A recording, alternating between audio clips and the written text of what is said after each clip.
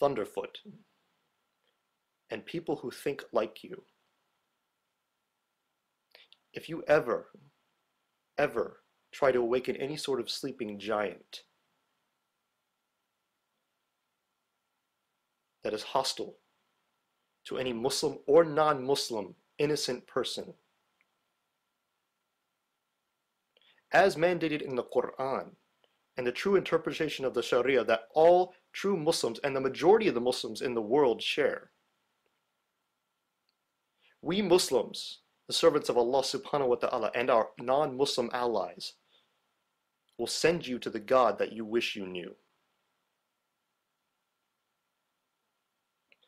Not as a threat, not as a promise, but a mandate of justice.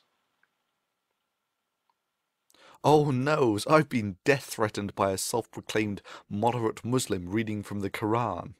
Call a shrink, I'm a broken man. What you gonna do, come to America and start gunning people down on the street who disagree with you? Is that how you, Send you to the God that you wish you knew. All I hear is the mumbling of a coward who thinks that in the West we give up our free speech if only you make enough death threats. Nah, it's not gonna happen. Not to the mumblings of some religious cowards, no matter how psychotic they are.